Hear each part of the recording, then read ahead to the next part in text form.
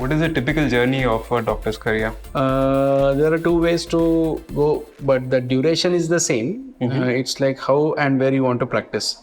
Okay. In allopathy practice, it's like after your intermediate or after your 12th standard, you have to write a separate entrance exam for it, a common entrance test in India, where you're going to go into government like a merit scale or in a qualifying exam where you want to go into a private medical college. Journeys of 5.5 years of MBBS, which is divided into first MBBS curriculum 1 year, second for 1.5, and third year, final year for 2 years. Okay. After that, you is like 1 year of internship. Like, okay, you have to work for every month in other specialties. Every specialty is just to know, like, okay, which suits you are. It means it's a mandatory course. You have to get trained to take a basic knowledge in other departments, and all departments like gynecology, medicine, surgery, pediatrics, orthopedics, and so on. It's a mandatory thing. You have to cover for a scheduled time. It takes around 1 year. After that, you have to prepare. Again, the same thing starts. Again, an entrance. Okay. Then you think whether you want to become a general practitioner, then the MBBS is enough. No, I want to become a specialist like what I am. Like I'm an orthopedic surgeon. For that, I have to again give another entrance exam where almost more than 1 lakh doctors will be sitting for a limited number of seats, for around 7 to 8,000 seats, to get in a merit seat, like in a free seat. Okay. Otherwise, if you take the same thing in a private college, just you need a healthy bag, a wealthy bag, you can say. We were not going into the cost of it, but it costs a lot of money where everyone cannot afford. But in this, again, you have to spend 2 years for a diploma course and 3 years for a master's course. Where it's a typical like any master's, work in that specific department for 3 years, see patients under guidance, assist cases or do cases or procedures independently. Then after that, you are a certified specialist.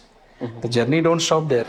Again, what happens is whether you want to practice as a broad specialist, like a general medicine physician or a general surgeon, or you want to become a super specialist. Like there are subspecialties. If in orthopedics, there is a spine surgeon, there is a joint replacement surgeon, or there is a pediatric orthopedic surgeon. We have this now. The diseases are being dealt so deeply, and so the accuracy is so much.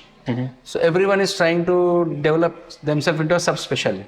Okay. For that, again, you have to spend another 2 to 3 years, depending upon which field you are going. For if you take my case, after finishing my orthopedics, I again prepared for 3 months to get into a merit seat. We almost 1,200 orthopedicians wrote this exam, entrance exam on orthopedics, and top 10 candidates. I was lucky that I got 7th rank, all India 7th rank. Top 10 students get the seats, which are spread all over India on merit basis, where you will be paid stipends and you have to work in the department day and night without any time limits. Means how much you want to learn. I did for another 2 years in that.